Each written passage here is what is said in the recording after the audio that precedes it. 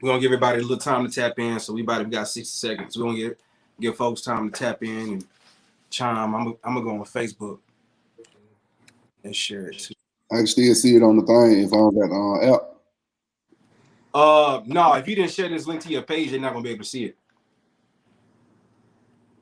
Let me see if I can download that app then real quick.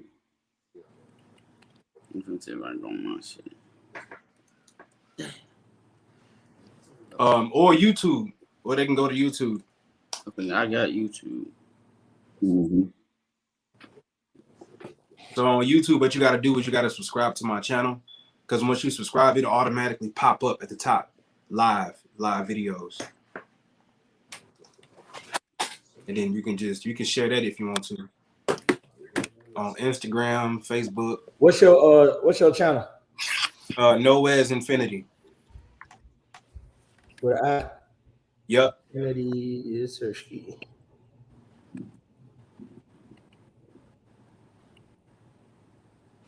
All right, so here we go.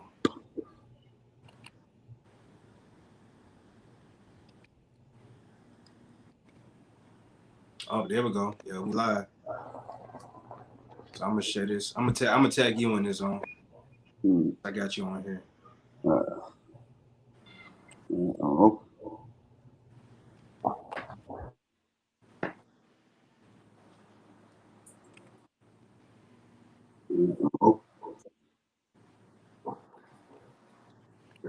Okay.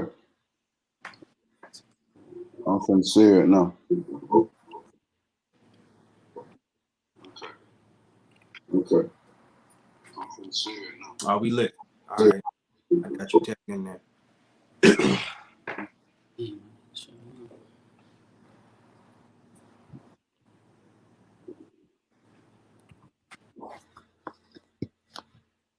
All right, what's going on, everybody? This is the Deeper Than Rap Godcast. Today we're talking about the legend of Lake Lanier.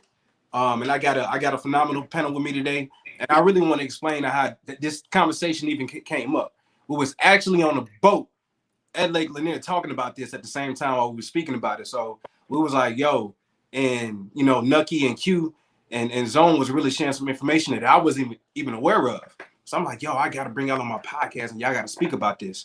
So of course we here today. We're gonna speak about it. But the fact that we was actually in the water speaking about what had transpired in the past that led up to the Lake Lanier was mind-boggling to me, man. So I'm glad we're here. So what we're gonna do is we're gonna have everybody introduce themselves. We're gonna start with Zone, and we're gonna go all the way down to Nucky. So Zone, just go ahead and give a brief description and introduction for yourself, brother. All right. Zone the Don, Instagram. Steve Johnson on Facebook. I'm in Atlanta, Georgia. That's it. Yeah, man. Yeah, this Big Nucky, man. Big Nucky, man. Nucky Johnson on Instagram. Nucky Johnson, Rashad Johnson on Facebook, man. We here to just spread a little knowledge, man. That's it. Yeah, this Q Health, just Q Health on Instagram. Activist, comedian, whatever you want to call it. We're gonna just drop a couple gems for these folk. Yes, sir. So, man, I'm glad y'all came and sat down with us today, man. Everybody did some extensive research. We digged, and we was trying to figure out, what exactly transpired and what caused us to have this conversation, because everybody been talking about it. They're actually about to drop a documentary on Netflix called Lanier. You know what I'm saying? So I'm happy that we're addressing this before the documentary goes public. And we're gonna have our brother Seven to God share us some audio, firsthand information, and the firsthand piece of what he's seen and what happened. You know what I'm saying? So we're gonna have our brother Seven to God drop some audio, and we're gonna start from there. So Seven, if you ready to play that, just let me know. I'm still going to the archives, so give me a few to pull it up. I got okay. Well, this is what we're gonna do. We're gonna start from the origin. So Q, because I know you got a lot of gems on the origin and what transpired in the beginning. So Q, I want you to just share a little bit of information about Oscarville, because a lot of people, when they hear Oscarville, they don't connect that with Lake Lanier. So I want you to explain what Oscarville is and what actually happened back then in that town. Okay, well, from what I gather, Oscarville was really like a farm town, like a town really hinged on farming. Like, you know, that was their main crop, so to speak. Like, that was their main objective was farming. And Oscarville was predominantly, it was more black and it was white, but it was more like black farmers. And it was actually two incidents that really started the racial cleansing that drove, like, it was 1,100 families out of Oscarville. You know what I mean?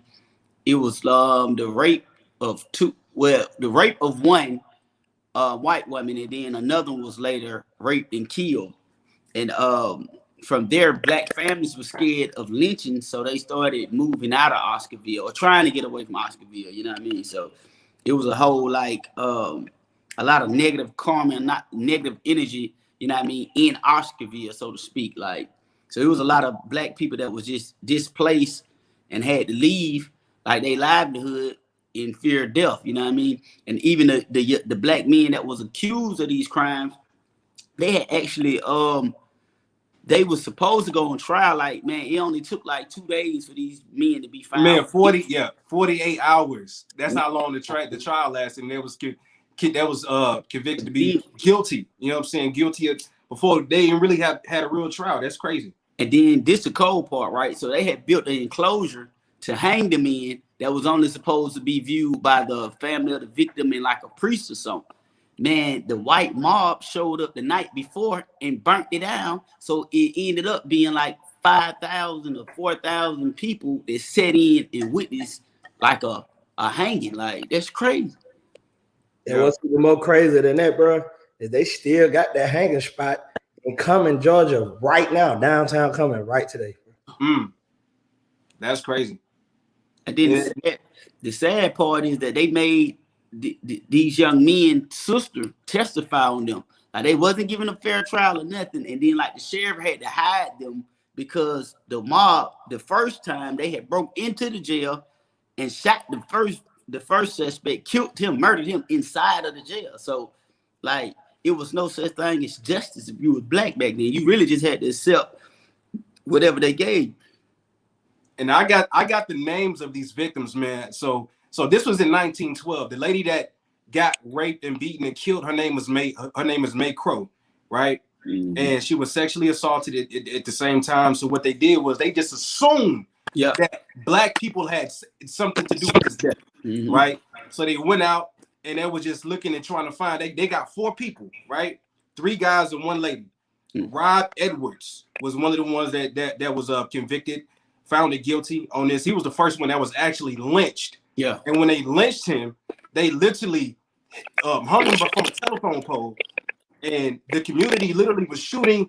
There was pretty much alleged to go ahead and shoot 100 shots in the body of that man while he was hanging. 100 shots was fired in his body. And let me add this. Like, in the actual paper, they mutilated him so bad that they couldn't even identify. So they had to go and say it's assumed to be his body, because they mutilated him so bad before they even hung him. They drug him through the city. They killed him in the jail, drug his body all the way through the city to the telephone pole, hung him, and then proceeded to fire rounds into his body. So he was so mutilated that they couldn't even tell if it was him. So, man, that's insane, bro. That is insane. So that was Rob Edwards, and then they convicted his wife. Her name was Jane Daniel. Then they convicted her brother, which was Oscar Daniel. And then they convicted a 16-year-old boy, which was the cousin of Oscar. His name was Ernest Knox. So they all got lynched.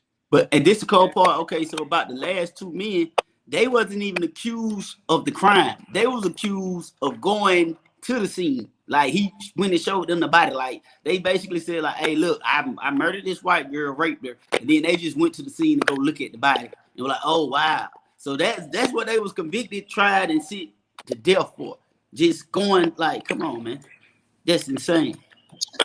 That is insane. So a lot of people, you know, when they speak about the history of Oscarville, this is what happened prior to Lake Lanier's existence, right? This is what happened on the land. This is what happened on the territory. A whole lot of racism. And of course, 1956 was the year it was finally. It took 5 years to convert this thing over to a reservoir in the lake. And they flooded grave sites. Only a few bodies was transferred over to different grave sites, but the majority of them remain, and it's still under that lake to this day. You know what I'm saying? So when we speak about superstitions, I know Zone got a lot of he pretty much he wants to address a lot of the superstitions. So Zone, if you don't mind just sharing what you've come across and what you've discovered, you got the floor, brother. Like, as far as the superstition go, like, you know, a lot of people will say that it's haunted. As far as like, let me see. I know a lot of folks will say, basically, because of what happened with Oscarville, how they took down all them people out there, you know, they try to, basically, because of what happened in 1912, now they ain't built this lake, they ain't started this lake until 1957. That's when they built it. But they like to say that the reason why there's so many deaths out there in Lake Lanier is because of that. But the thing was, to me, this is like really my opinion about the whole thing, is that Lake Lanier is considered to be, I think from 1996 to now, they reported, I want to say about over, I think it documented like over 100 some deaths since then. Or it's more than that. I think it's 200 deaths since 1994. 1994. Okay. Yeah, and 675 total since Lake Lanier has been, yes. 2018, it was 43 deaths alone. So alone. no. 2018, okay. Yeah. Okay. 43 deaths in 2018, bro. And see, this is what I want to say about it. Not only when you said the grave sites, what in my research I found it was 20 cemeteries, 20 cemeteries in Oscarville that was supposed to be moved and relocated. So you're talking about 20 different separate cemeteries, not one, like 20. That's a lot of bodies. That's a lot of bodies. Like you said, they just really recovered tombstone. They ain't really recover all them bodies exactly. They didn't assume them graves and move the actual grave because first off, you got to think there were black people, so they had no respect for a black fellow human. They wouldn't give them the same respect they would a white. You see what I'm saying? So it would just be easier just to flood it, and you know what I mean. And you got to think them people were so in fear. Who was gonna come back and visit the graves? Like you had ran us out of there, so we wouldn't even come back to visit our loved ones here. We already know we're welcome. We ain't even gonna talk about the people that refused to leave their property, bro. Right. That literally got flooded while they were still sitting. While they were still in their homes. Some watched them demolish the land. I think what it was like 500,000 acres of land.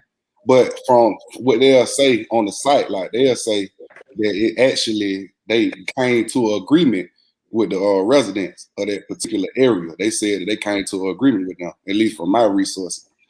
They came to an agreement with them folks. They agreed to it. They were forced to agree to it.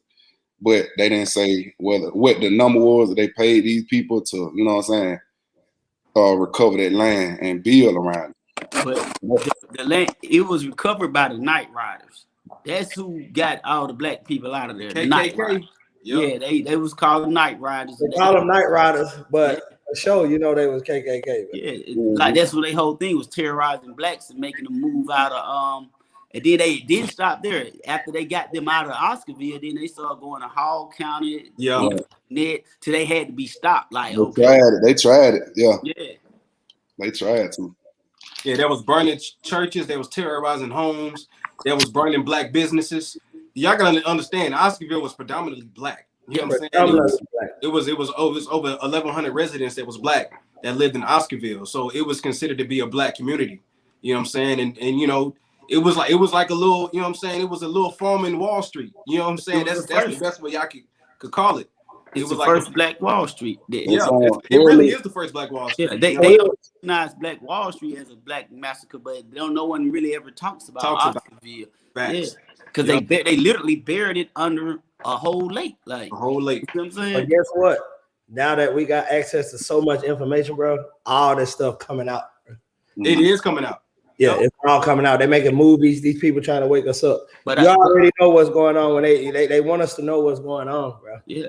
But I think it's a reason for that too. Like they like information is so powerful, and why is it being released at this particular time when we got so much going on in the world? You know what I mean? So. Yep. But how y'all think the movie gonna turn out though? You see, they got the movie from the drop. They said in November. You think they're gonna recover all the facts? This, you know what I'm saying, out there on the internet right now. You think they're Not at all. No, I think it's gonna be just like any source of form of entertainment. It's gonna be just that, like, you know what I mean. It's gonna be a source of entertainment, like, or it's like the real truth is. Nah, I don't never think. Well, first of all, y'all know Hollywood get off on slave movies. Let's just get that understood. They get off on. They love showing the demolish of the black race. Man. They love showing it. They can't wait to show it. They got TV shows, movies. They don't stop. This gonna be the same thing. This gonna be your next 12 years of slave, your next underground. It's gonna be just like that. They gonna show us being diminished, but they ain't gonna show. I don't think they gonna show like the black families that refuse to leave. They ain't gonna tell how many cemeteries in there because they definitely ain't gonna take away from the profit of Lake Lanier. Right. Lake Lanier damn near probably profit. I could say 30%, 25 to 30% of Georgia, Right. just off what they got going on. Yeah. You know, as far as real estate, as far as, you know what I mean? Like, this right here, you got to think, you just said 40-something people died in 2018. That alone be keeping people don't even want to go to Lake Lanier no more, bro. But not true. I mean, black people, listen, it's so funny that you say that because we're superstitious. Black people believe in spirits and negative and energy. Nah, not them. They listen, for you to be jet skiing on top of 20 cemeteries, you see what I'm saying? Like 20 cemeteries. Why would you be playing on top of 60-foot trees that I read about that's still up under there? All the housing still, it's still housing up under there, bro. Yeah. The whole racetrack still under there. The whole racetrack under there. Yeah. You know what I mean? People, you know, that's why they can't drag the bottom of the lake to recover bodies because the trees and the structures down there are so big that they can't. It's 60-foot trees down there, so you can't drag the bottom of the lake. You can't even touch the bottom of the lake because you didn't do the right, you know what I mean, land sculpture to make a lake. You just literally flooded a whole town, like, which is insane if you think about it. Right? Could you imagine somebody just coming through and flood the whole Gainesville or the whole Gwinnett, just flood it? It took them 5 years to do it. It took 5 years. You don't knock the houses down. You don't do no type of land. You don't do none of that. How long it took the flood? 5 years. It took 5 years to get it up the water level the way it's at right now. Like it took them 5 years to get like that. Yeah. That's crazy, man.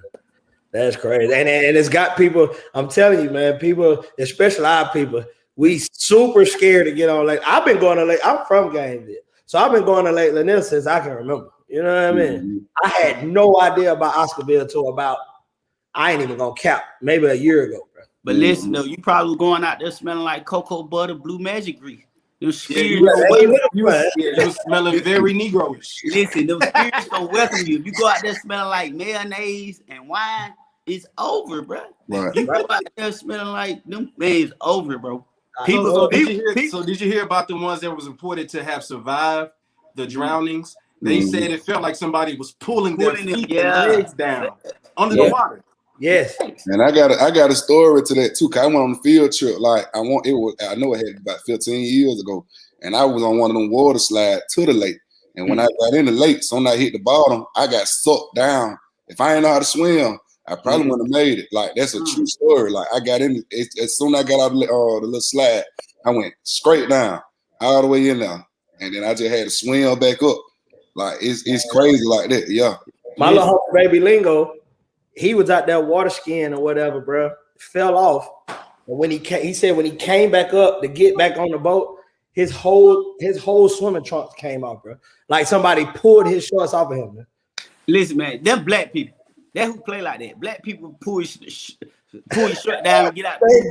But them black folk, man, them black spirits playing, bro. Cause we play too much. We play all the time. We play too much. That's how I feel. That's how I really feel. Like black folk play too much. Snap the nigga pan down. That's what the ghost said. Snap the nigga pan down. Come on, man. But man, listen, 200 people died since 1994, bro. That's not normal. That's not normal for no lake. Yeah, that's not normal for no recreational place, period. That's not normal. Right. That's what they say though. They say that in a little report. They said now originally when they built this lake, it wasn't intended for recreational purposes. They built this strictly for water supply. Yep. For the metro Atlanta area. Think about this. How do these people die at the lake, right? A small contained body of water, but niggas go to the ocean, to the beaches, and they ain't dying at that right. I ain't seen I haven't seen where some 43 people died at the beach. Facts. That's a fact. Hey. And this is happening while they're on shore. Like they don't even go off into the deep end. This shit is happening on the shore.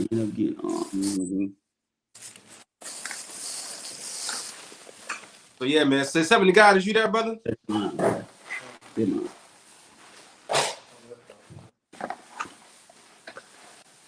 Hey, I know another thing. This is what I was telling Steve. You know, a lot of those bodies that that disappeared.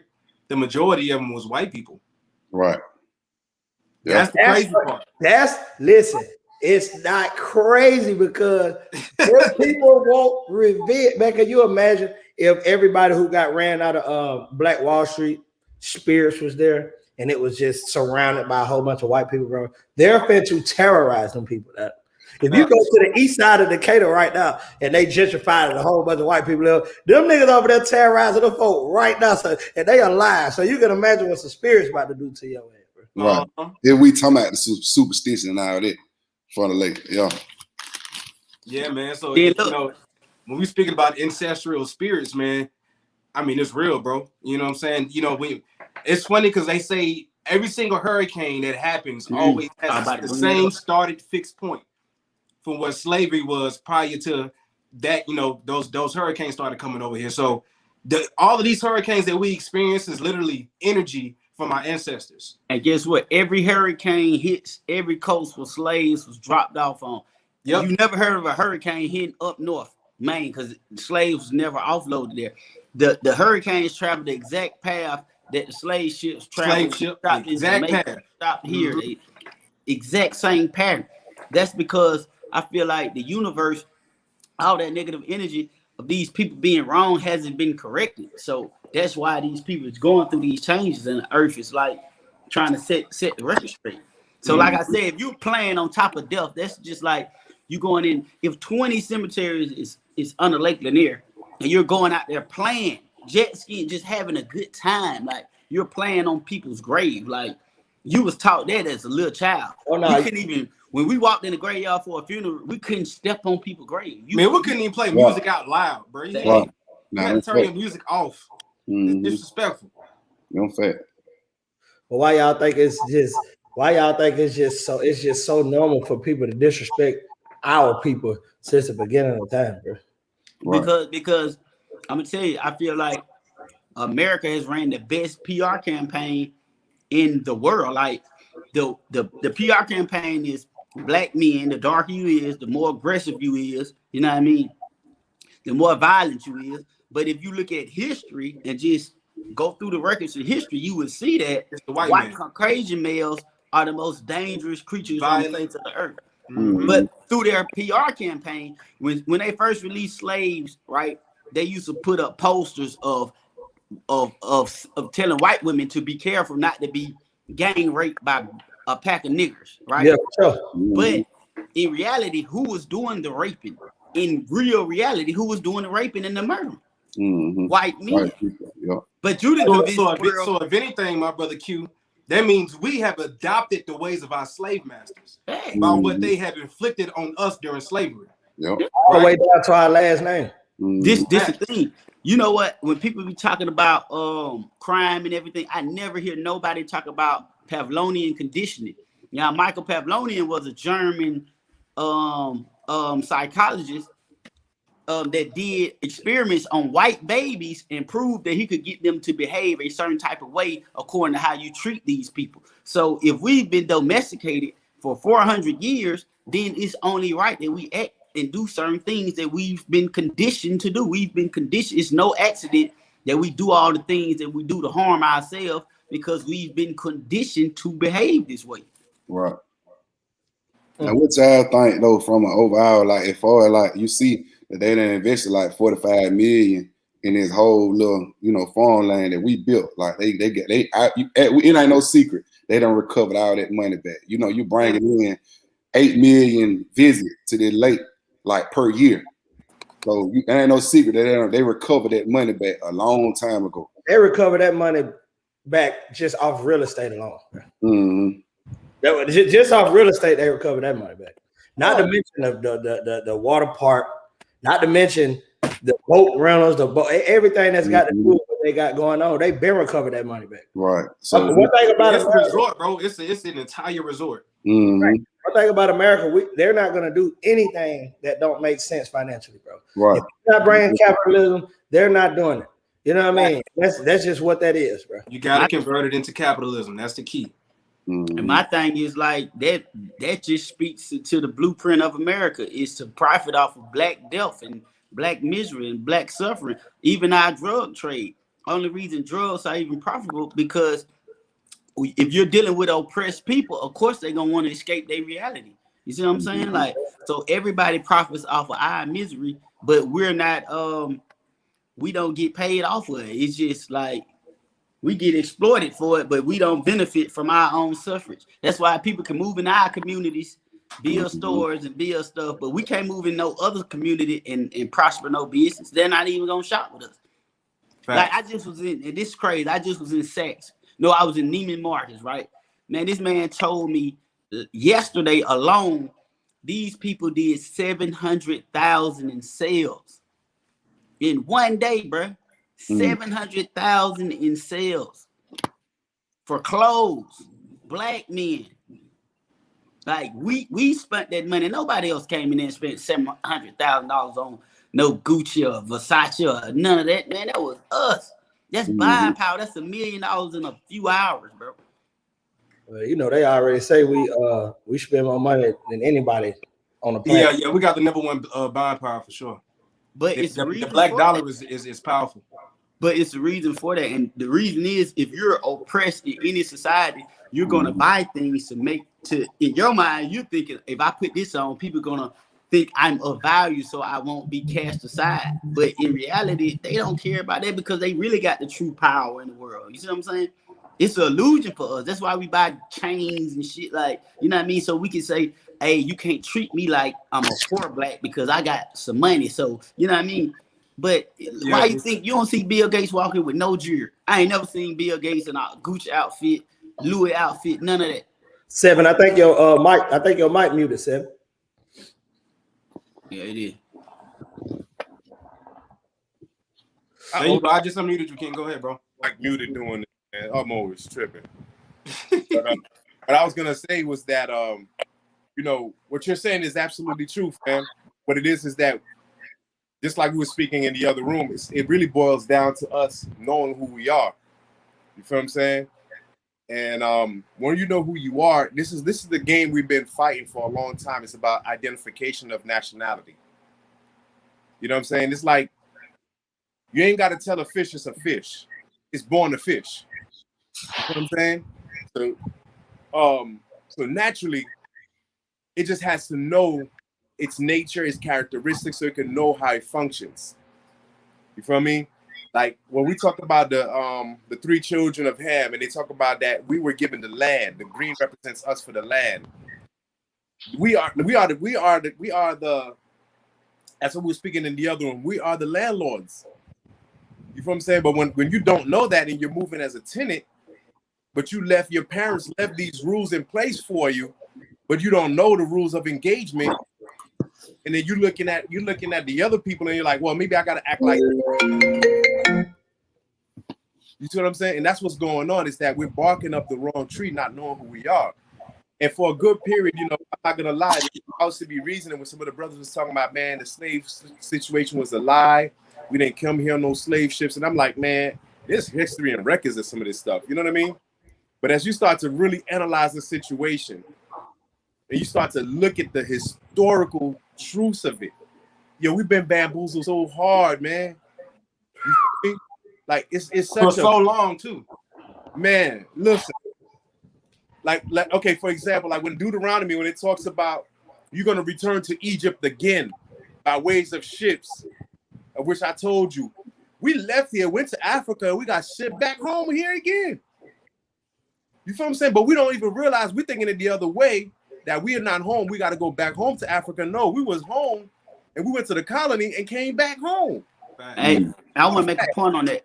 You make a point where in Deuteronomy it says Egypt, but see, people take the literal meaning for Egypt, but the word Egypt means house of bondage. That's so he right. was just talking about going back into slavery, but people thought, oh, you're going back to the not. First off, Egypt was never called Egypt. Mm-hmm. You see what I'm saying? They called it Egypt. We didn't call it Egypt. You see what I'm saying? Right. And I actually been to Egypt, the real Egypt. So when we're going to return to that bondage. You got to remember this. Just as it says when it says that Emmanuel, I'm not going to say Yahshua because Yahshua is a title, right? So when Emmanuel said, "You are slave, you are slaves," and they said we was never slaves. You see what I'm saying? So that's they're saying that we was never physical. So it's the same thing as here. Like if somebody said, "Man, you're a slave," you're like, "I ain't no slave." But when he's like, what the response was, "You are a slave to sin." And that's the slavery that we return to. Because if you also look, reading the whole paragraph that you're speaking of, it says that you shall offer yourself to sell, but no one shall buy you. Yeah. Mm-hmm. You see what I'm saying? You shall be spending bonds, but nobody's gonna buy you. So what does that tell you? You're selling your soul for riches when it all belongs to you. You feel me? Man, this thing's deep though, man. Selling your soul for riches when the riches already belongs to you. But that's stupid deep. Hitler said before he died that he had started World War III, and they asked him to expound on it, and he said when the rest of the world realized that America had stolen God's jewels, it's going to be a World War III. They thought he was talking about some type of relic, but what's most precious to God? His people. That's why he said his jewels, like they stolen God's #1 prized possession. That's why they're the richest. They're the richest because they was able to take the knowledge that we already had of self, and they only got 10% of the knowledge.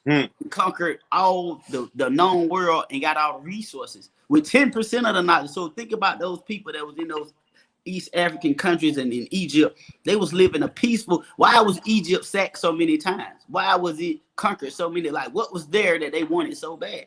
It was the knowledge of self. And we had it. We possessed it until they came around. Yeah, they actually used to come to our territory in our schools, and they used to learn from us. We were their teachers. And I got the video, by the way, when y'all ready. Yeah, go ahead. You can go ahead and drop that bomb on the 7. Go ahead, brother. All right, let me know if y'all can't hear it. Then I could transfer it over to a different system so it could be a little bit louder. This is Fresh Air. I'm Terry. One of the nightmarish. It's too low, ain't it? Chapters of America is documented. Okay, hold on.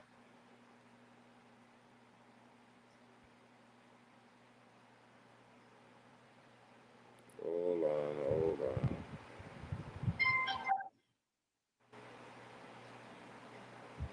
The fact that somebody even survived that to tell the story is amazing to me.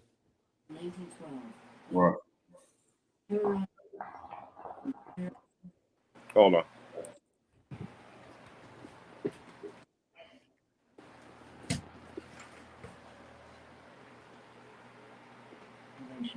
About 1,100 people. This is Fresh Air. I'm Terry. Can y'all hear it? One of the nightmarish racist chapters of American history is documented. Yeah, here. No, that's low. 1912, when white mobs. Okay, that's better. That's better.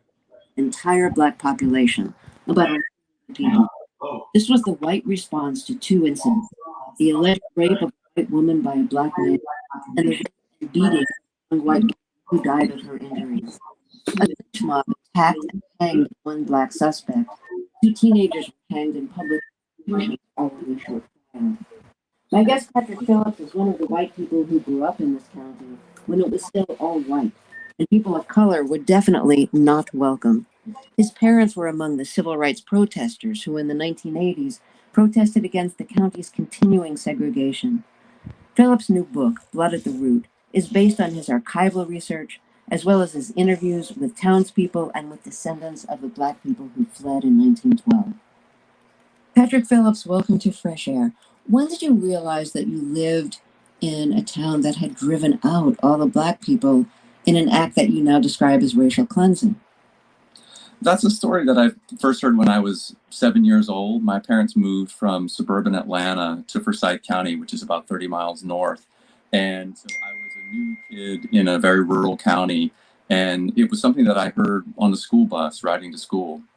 You know, I had noticed that there were no Black people in the county compared to my old neighborhood in Atlanta.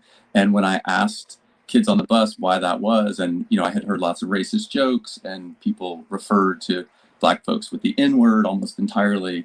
And so I asked, you know, other kids on the bus why this was. And, you know, they told me the story.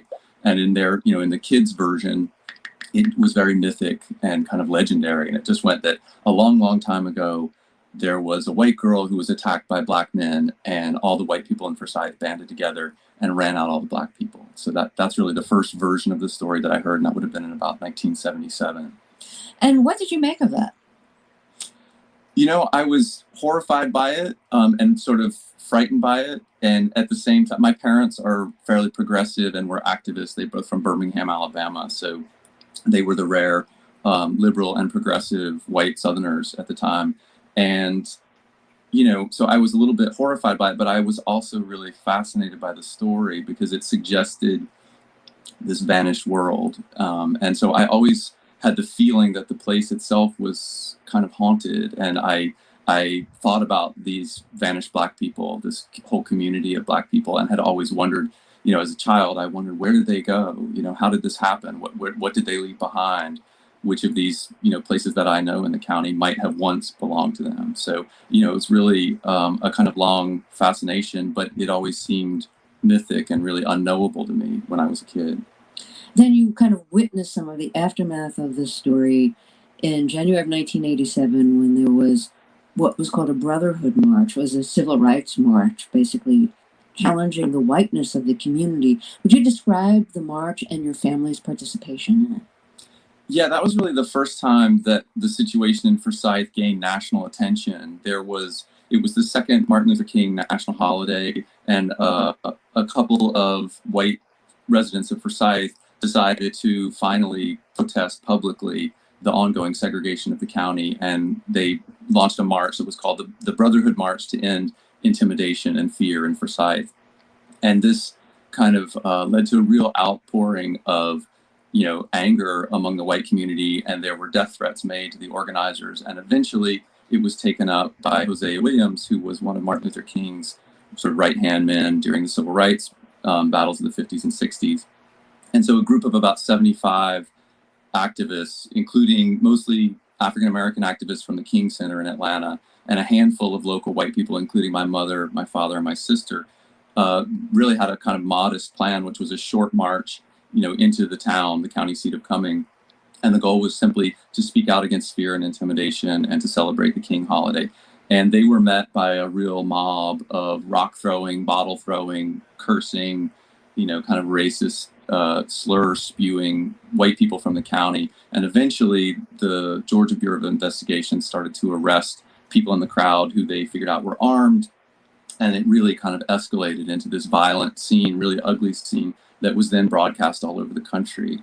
And at that same moment, when they were on the march, I had actually arrived late. You know, I was 16, and I arrived, as I did often when I was 16, I arrived late to meet my parents. And so I ended up on the town square and at what I thought was the Peace March. And then at a certain point, you know, I heard a PA click on, and somebody screamed into a megaphone, you know, raise your hand if you love white power. And all of these young men around me, you know, raised their fist and started screaming white power. And I saw a guy go by with a noose on his, you know, on his shoulder.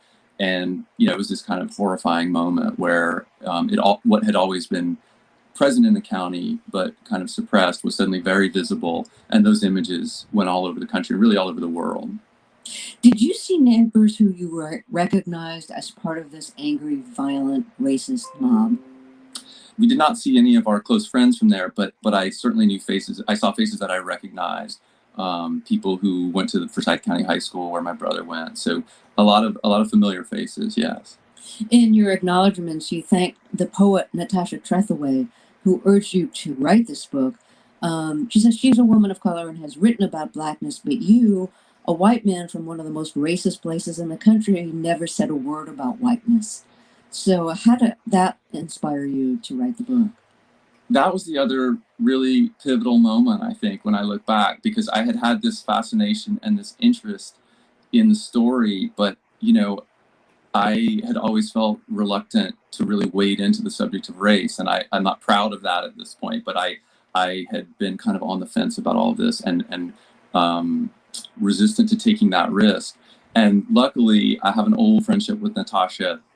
She went to University of Georgia, which is just, you know, down the road from Forsyth County. So she, unlike most of the people I know in the writing world and most of the people I know in my life now in New York, Natasha actually knows a little bit of the legend. So she had heard it and she knew. And as a woman of color, she had heard about Forsyth County. So in about 2006, I believe it was, Natasha, you know, just turned to me kind of out of the blue. We were having a discussion about writing and what, you know, what really the mission was and what we could do as writers. And she just turned to me out of the blue and said, you know, I know about Forsyth County. I know about where you come from.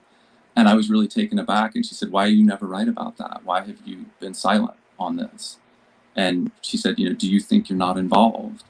And, you know, Natasha had this wonderful way of both giving me a challenge to write about it, and also I think really an invitation, and helped me feel that I had permission to write about it. So, you know, so that's why I thank her in the back of the book, because I don't know how much she remembers that moment, but for me, it was really pivotal. Would you describe the incidents that led to the night rides driving out all the Black people from Forsyth County? Yeah, it's a story that you can find in a lot. You know, was not unique to Forsyth, that there was an attempt at racial cleansing. What's really unique to Forsyth is it's a place where it succeeded, and that effort was successful for, you know, almost 100 years. It was still a quote unquote white county when I was growing up there in the 70s and the 80s. And it really, in some ways, I mean, in the book, there's a flashpoint in 1912, but then in other ways, I find the origins of what happened in 1912 much, much earlier in the county, going all the way back to the Cherokee removals in the 1830s, because that also occurred in Forsyth County. But in 1912, a young white woman, 18-year-old white woman named May Crow, who lived really just a few miles from the house where I grew up, in a little village really called Oscarville, was found in the woods. I believe it was September 9th, 1912. And she was beaten, and she had been beaten over the head, and she was bloody and unconscious. And, you know, at least the newspaper accounts were that she had been raped. And she was taken to her house and, you know, was in a coma for 2 weeks. And after 2 weeks, she died of the injuries. And the day of her funeral, in fact, that night was the first reported night riding, and bands of white men gathered together, and they started trying to punish the entire Black community for what they believed was, it was reported as a kind of Black insurrection, was the phrase. And I believe was this a spree of rapes that was largely just a hysteria and born out of fear. But their methods were arson. They burned Black churches. They set fire to Black-owned homes. They fired into cabins. They posted notices, you know, warning people that they had 24 hours, sometimes a few days, to get out. And over the course of September and October of 1912, this movement spread and ultimately succeeded. And 1,098 Black residents are in the census of 1910. And virtually all of them were forced out of the county during that 2-month period. You said that there was this belief that there was a spree of rapes, of Black people raping white women. Was there a spree of rapes? This was another thing that I did not know about until the research. I had heard about May Crow. It turned out the week before, there was another young woman named Ellen Grice, who the papers said, quote, awakened and found a Negro man in her bed. And so this actually led to the whipping on the town square and the near lynching of a man named Grant Smith, who was an African-American minister and, you know, prominent preacher in the Black churches of the county. And he was nearly lynched the week before May Crow was found in the woods. So there's no way to know exactly what happened with the Ellen Grice case, but I quote Ida B. Wells back in the 19th century, pointing out, she calls it the old threadbare lie, the idea that Black men rape white women in the South. And she posits that, you know, often this was a case of white women having affairs with black men and being discovered, and then there's a rape accusation. So there's no way to know that for certain. White women always love black dick. A story Know from that she had been attacked, and then a week later, May Crow is found. And all of that led to this kind of widespread belief that the whites of the town were in the midst of a black rebellion. There was this fear of a race war. That's right. Yeah, that's the phrase that's used a lot. And only a few months earlier in a town called Plainville, Georgia, there had been a shootout, again, stemming from really trivial stuff where a black boy and a white girl were picking peaches, in the same peach orchard. And apparently there was some kind of dispute. And before you know it, there was an attempt to lynch some black men in Plainville. And when they fought back and fired back, it led to a posse kind of cornering them.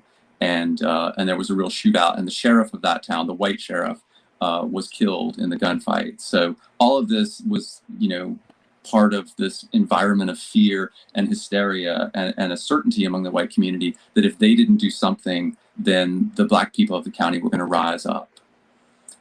How many black people were arrested for the rape and beating of May Crow? So there were waves of arrests, and the way that the newspapers referred to it was very telling. They talked about the sheriff and his deputy going out and, quote, rounding up suspects. And that's really, when you follow the newspaper articles and trace this sort of hour by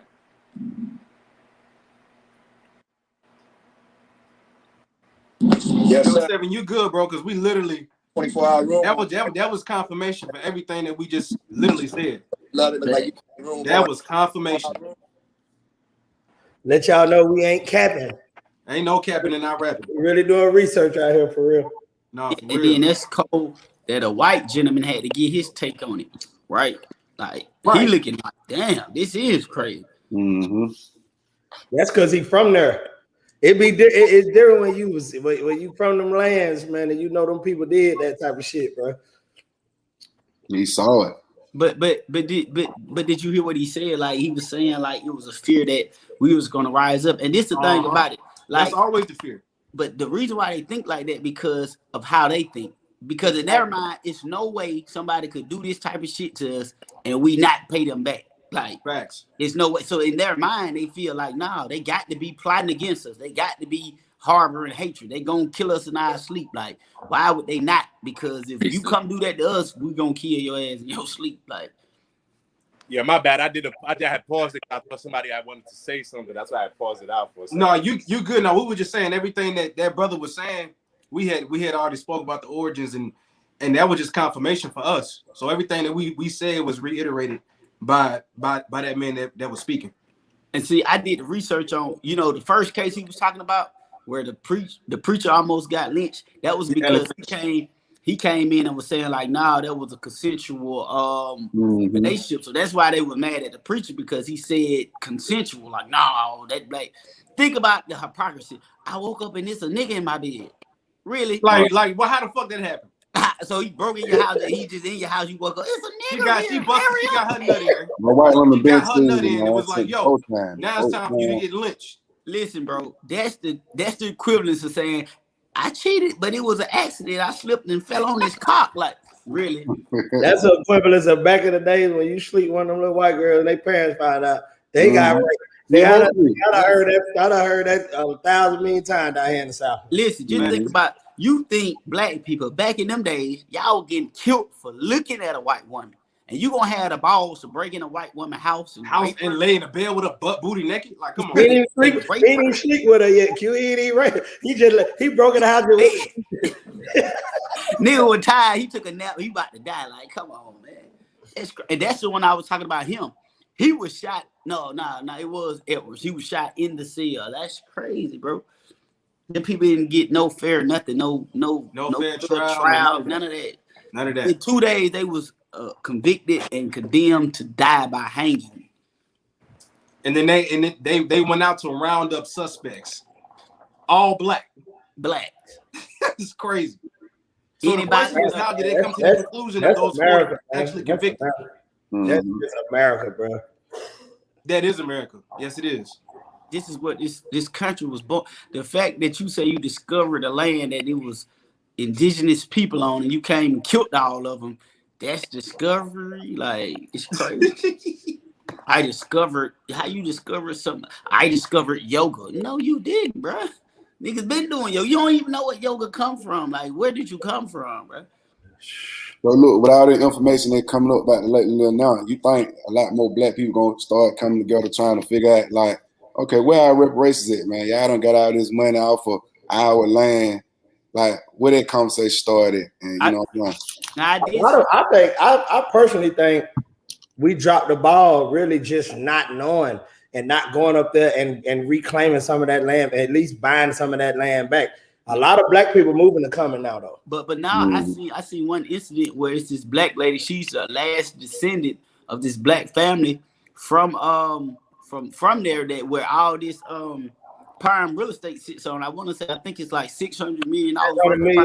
Yeah, I seen that. Yeah, she's only one descendant, and they show in Oscarville where black people bought the land, owned it, but there's no bill of sale selling the land, and then white people selling the land later. So now they saying that they got to figure a way how to get her.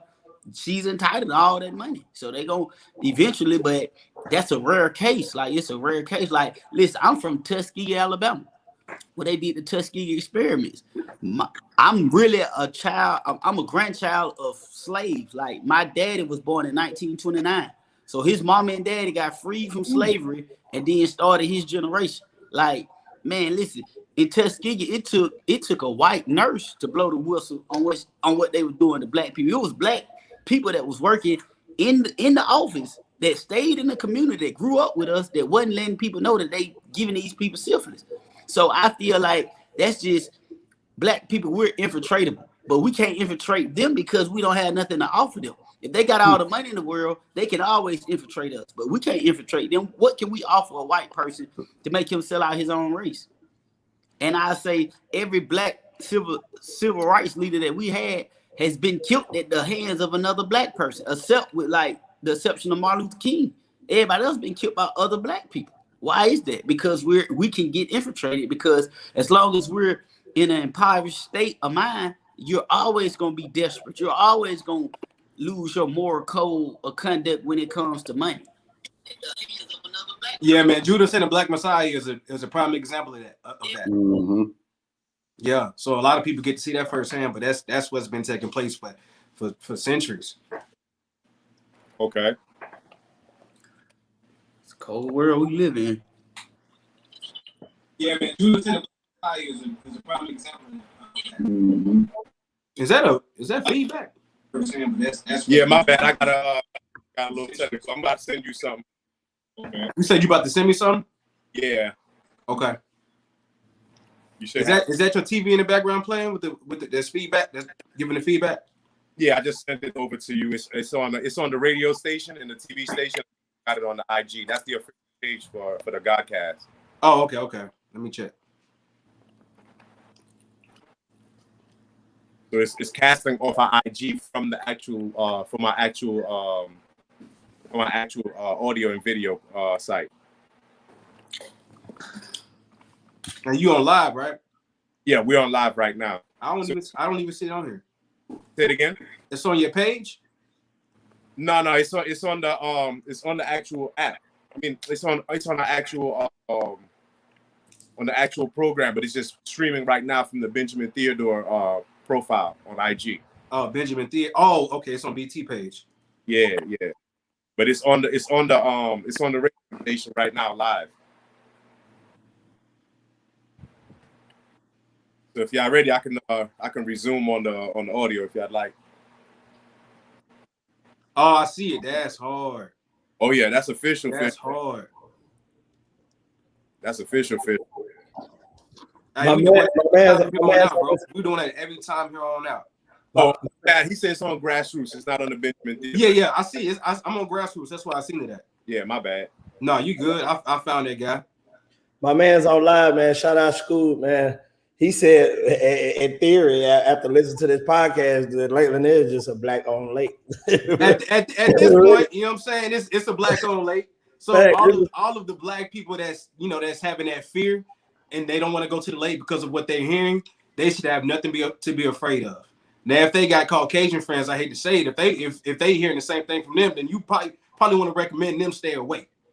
I would just say this: if it to me, it boils down to this: do you use hair grease or do you use hair gel? Or do you use mousse? If you use hair gel, nigga, don't get in the lake, yo. Do you eat mayo or do you eat hot sauce? Fast. They put folks down. If you eat smell like ranch fresh or do you- bagels, if you smell like fresh bagels when you get that lake, Do you Yeah, eat ranch that. or do you eat mayonnaise? They gonna pull away.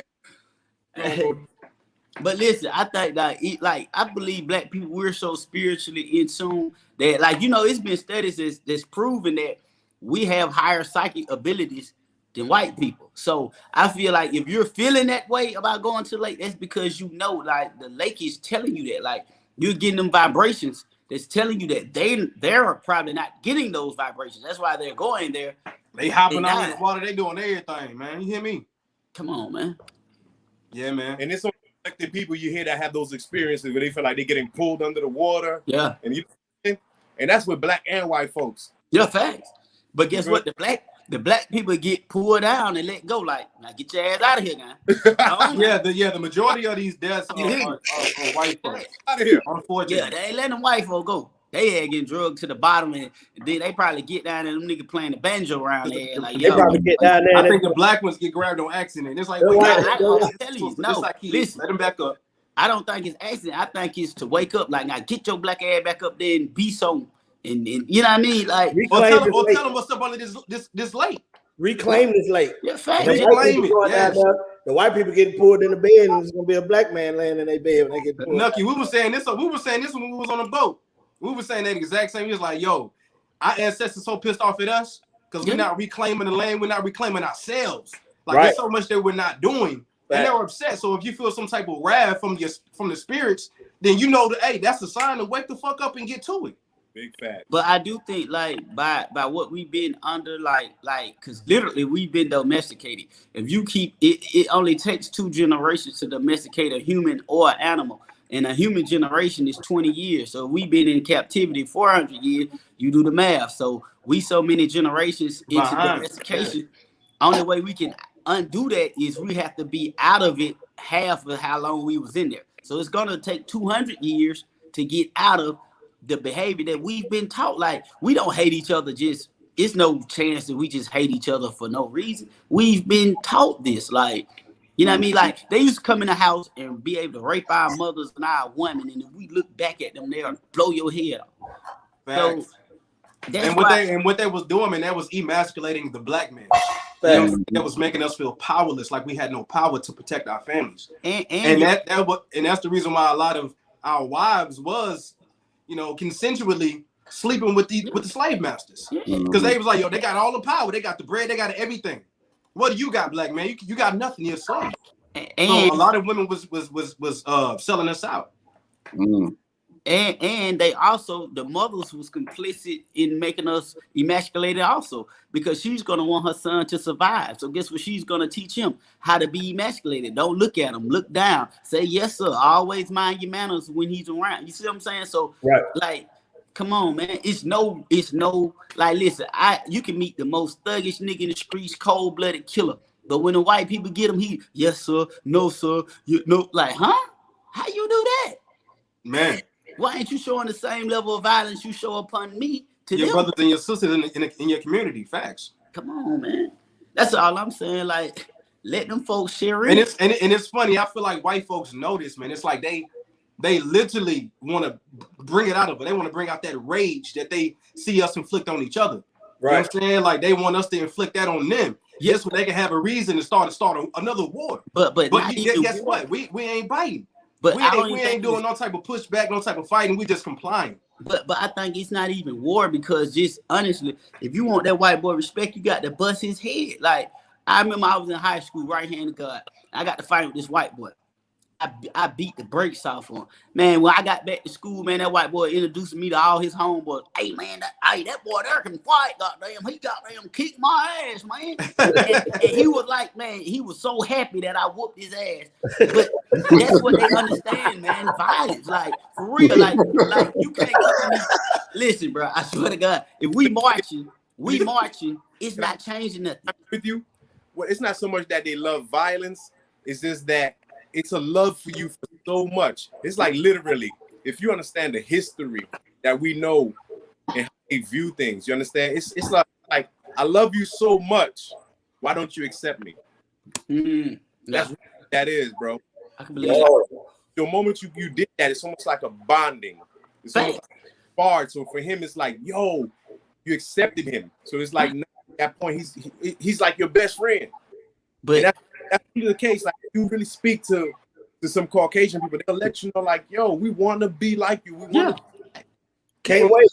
And the ones who won't say it is because the indoctrination is no different than some of us black people who don't want to be themselves. You feel what I'm saying?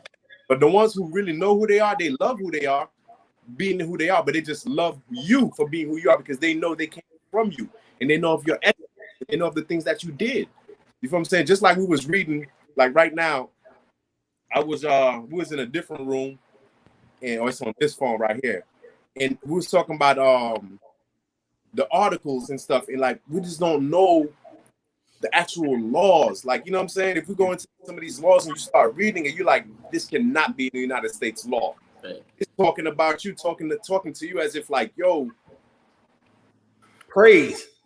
But you don't know it because you didn't claim your nationality. So as long as you don't know how to claim your nationality, you operating outside of your jurisdiction. Out of your jurisdiction. It's out though. That's the Most High's decree. A man who cannot govern himself is going to be governed by another. You're supposed to be the supplanter of the land. You don't know no better. That's why it tells you all the foundations are out of course. I said you are gods, but you shall die like a man. And that's really what's going on, is that we out of course with our true nature. And naturally, you know what I'm saying? The one who's looking up to you, it's like your little brother or little sisters.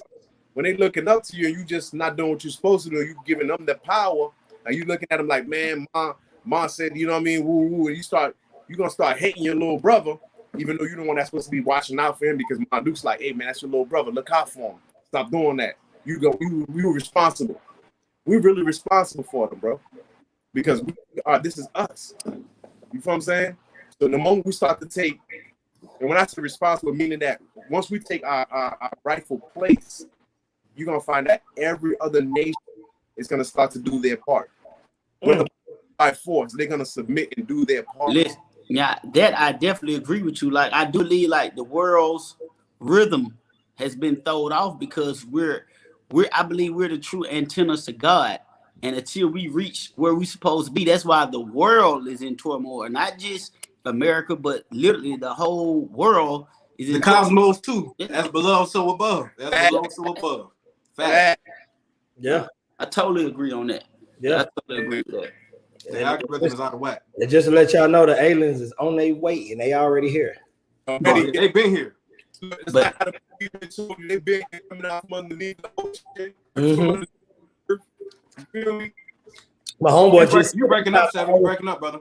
My homeboy just said they found just put on Instagram, shout out Sharif. They found a whole nother form of human. Yes, they did. I seen that. Did you see that? You seen that? Yep. A whole nother form of dragon human is what they called it. It's a dragon human, bro. Those are reptilians. But listen, like draconians. Draconians, yes. We've been talking about that on Clubhouse 7. But see, that's what people been thinking are demons, right? People been saying demons. But see, God destroyed those beings, but they spirits didn't ascend and go to heaven. So they spirits still here. And that's what's attracting, you know what I mean? Like all this, like I said, bro, it's them entities that they're shooting down. First off, they're shooting these people down. They know exactly who they are. You're trying to act like you don't know that, you know what I mean? Because God got technology. God is up. And I had an old head tell me this. He said, like, when the true people that they think aliens come down, people are going to be scared of them because they're going to be so black. I heard that these beings are like super tall and black, like very black. So when they come to like save us, yeah, but when they come, we're going to be scared because they literally didn't taught us to fear anything black. That's why you've been taught this for so many years. Like, black is bad. Black, black, black, black. They taught it. Then they taught us to fear any extraterrestrials in general. Yeah, anything that's outside of this world, we're supposed to fear. That's what they've been teaching us. Bad. You've been there, man. Let's shout out Tina, man. Tina just said she was at Lake Lanier yesterday. She's surveying to buy some property and some land, and the spirits was extremely high, and she had a wonderful time. So shout out to Tina. Yeah. That's a sister that said that. Yeah, them folk like, come on, come save her. Nah, for real. Hey man, we didn't reach our mark, man. We're at 65 minutes. We about to shut it down, man. This was a dope build. I appreciate your Zone, Nucky, and Q for hopping on to this, the Godcast, and sharing y'all knowledge, dropping y'all gems. I appreciate y'all so much. And y'all already know I'm gonna bring y'all back for something else. So y'all just be prepared. And I'm gonna let y'all know we're gonna put something together, man. I appreciate y'all so much for coming, man. 100. Well, We're having us. we'll upload the rest of the audio because we only got into 14 minutes of the audio and it's about almost 40 minutes. So we'll upload the audio. Yeah, let's do that. Yep, and when you upload the 7, we can, matter of fact, if you don't mind, drop it into the comments. Just post the link of where you're gonna post it so people can see it. Thanks. We'll put it on the main site at on Grassroots. On grassroots.com? Yes. Okay. www.grassrootsradio. That's with a Z. Grassroots Radio. Okay. But we'll drop the link here in the comments as well too, so you can know how to get access into the website. Bet, I just dropped it. So I'm gonna get, so that way it'll be on the thread when people scroll across the video, they'll see this link. So I just dropped it. So yeah, man, again, man, I appreciate y'all for coming on here. Gratitude. Till next time, family. Yes, sir. All right.